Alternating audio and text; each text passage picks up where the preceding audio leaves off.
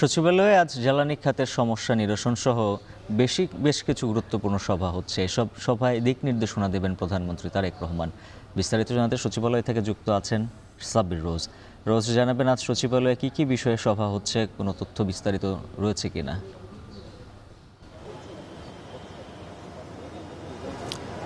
উজ্জ্বল, আজ প্রধানমন্ত্রীর নেতৃত্বে বেশ কিছু গুরুত্বপূর্ণ বৈঠক রয়েছে, যার মধ্যে দুটি বৈঠক এখন পর্যন্ত অনুষ্ঠিত হয়েছে।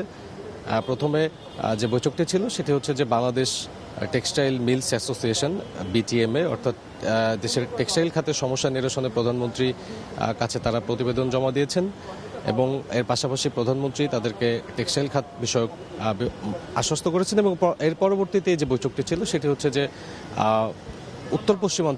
দেশের উত্তর পশ্চিমাঞ্চলের শেষ সম্প্রসারণ এবং পানির সংকট দূরীকরণের লক্ষ্যে যে বরেন্দ্র বহুমুখী উন্নয়ন কর্তৃপক্ষ রয়েছে, সেই বৈঠকটি শেষ হলো কিছুক্ষণ আগে। সেই বৈঠক নিয়ে কথা বলছেন।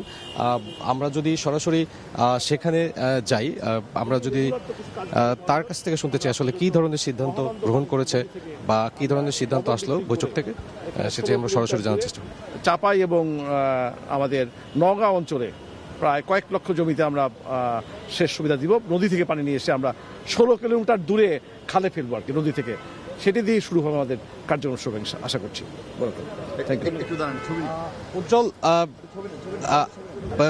মাত্রই কিন্তু প্রধানমন্ত্রীর সাথে বৈঠক শেষ করে বরেন্দ্র উন্নয়ন কর্তৃপক্ষের একটি ব্রিফিং ছিল এবং তিনি বলছিলেন যে প্রধানমন্ত্রী আসলে দেশের খাদ্য স্বয়ংসম্পূর্ণ করার কথা কিন্তু বারবারই বলে আসছেন নির্বাচনের আগে থেকেই, এবং পানির যে সমস্যা রয়েছে উত্তরাঞ্চলে সেই বিষয়গুলো কিন্তু আলোকপাত করেছেন। এবং এর পরবর্তীতেই এখন যে বৈঠকটি শুরু হলো সেটি হচ্ছে যে দেশের জ্বালানি সংকট এবং গ্যাস সংকটের যে বিষয়টি রয়েছে, জ্বালানি সমস্যা নিরসনে কী ধরনের কার্যক্রম থাকবে সেই বিষয়টি নিয়ে কিন্তু এখন সভা চলছে। এর পরবর্তীতে ভূমিকম্প সমস্যা নিরসন সহ বেশ কিছু গুরুত্বপূর্ণ কর্মসূচি রয়েছে আজ প্রধানমন্ত্রীর।